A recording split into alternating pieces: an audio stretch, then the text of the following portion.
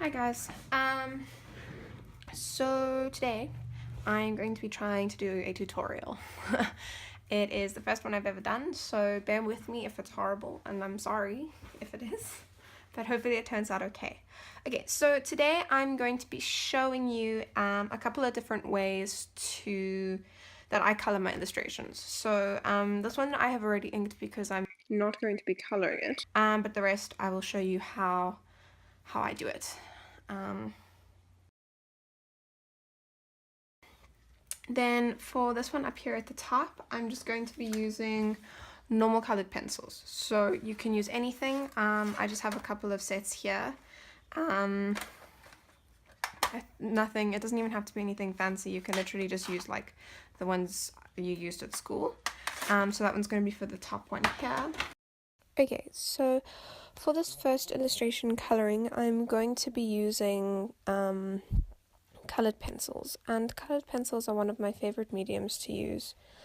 They're just easy. They're like picking up a pencil and sketching, except I get to use color, which is exciting. I love color.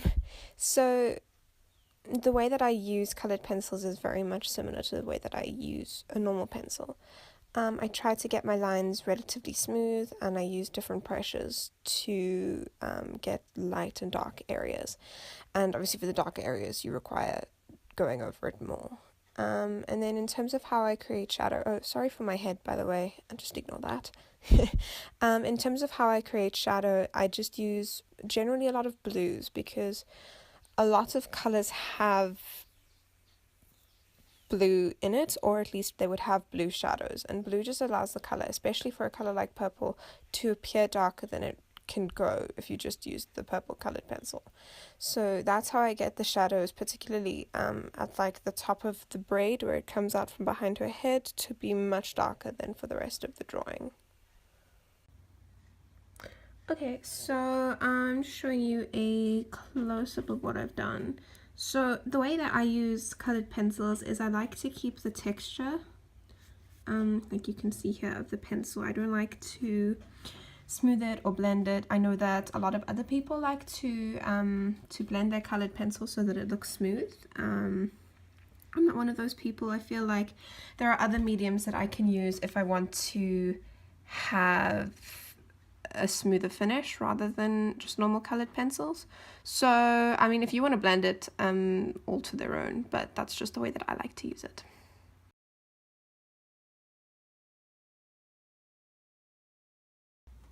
For this one here, I'm going to be using watercolor pencils. So these are the Derwent ones, but there are a bunch of other brands that you can use.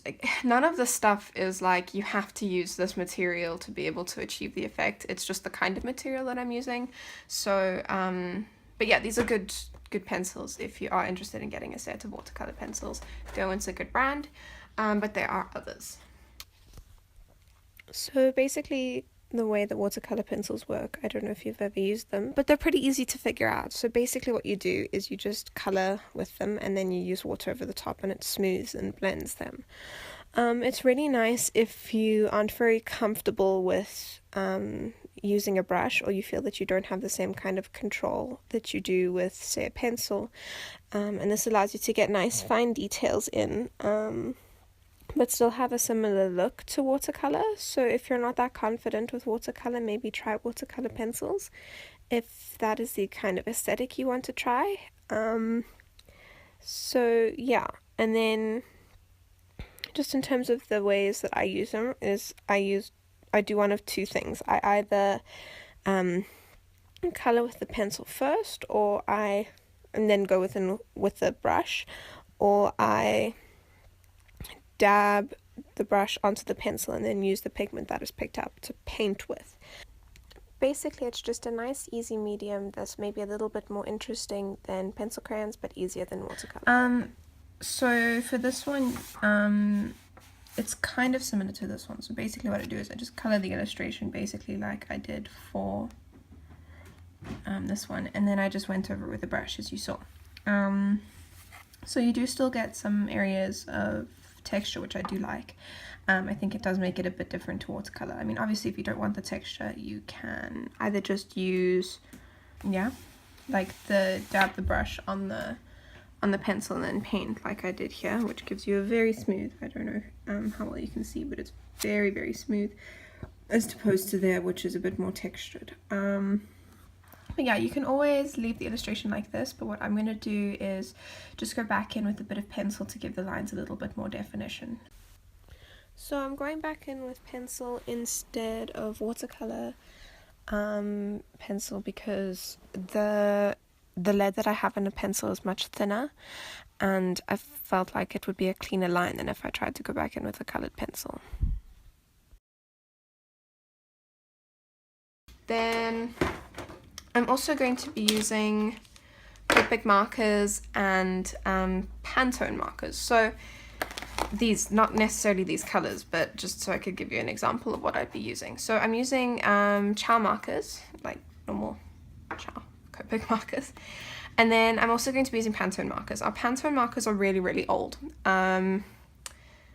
My parents are both graphic designers, and they used to use them in like the 1980s, 1990s. And we just had a box that no one was using.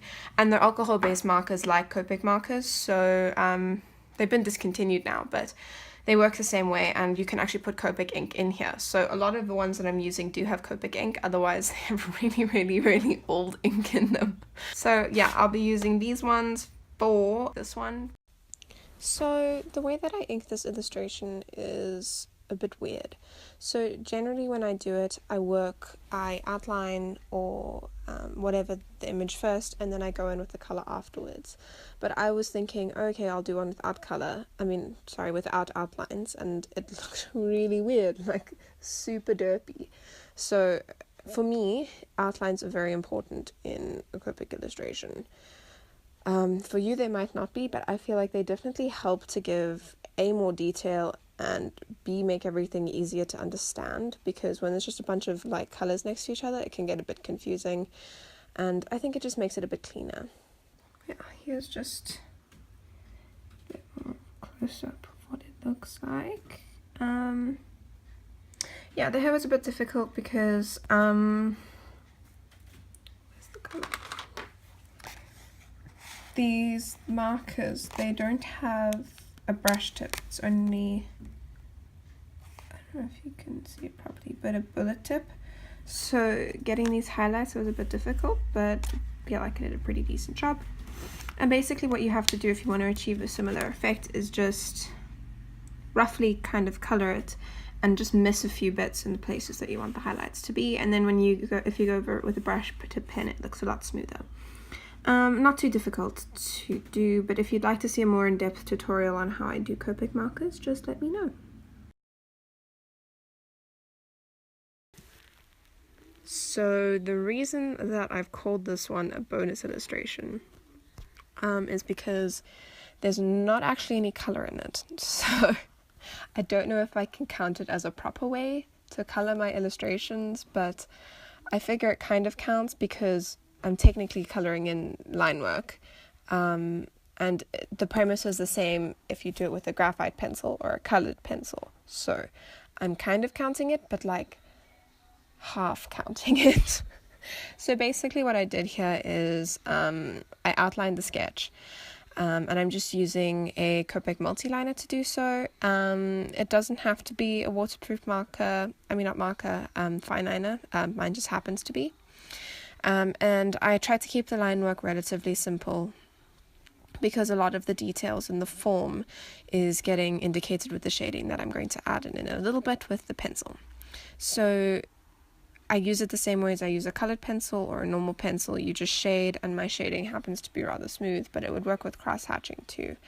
But the reason I do it in pencil is because it's easier to get the kind of effect that I want. I don't know if that's the right word, but I don't know, I really like the look of the light gray pencil and then the solid black outlines. I don't know, you may disagree with me, but yes, here's my 3.5 example. Anyway, the point is, I hope you enjoyed this video and I hope you found it helpful, and if you did, please feel free to comment. I'd love to hear from you guys, and if you want to subscribe, that would also be cool, because then you can see more art related videos. And thank you so much for watching, and I hope you have a great week. Okay, bye.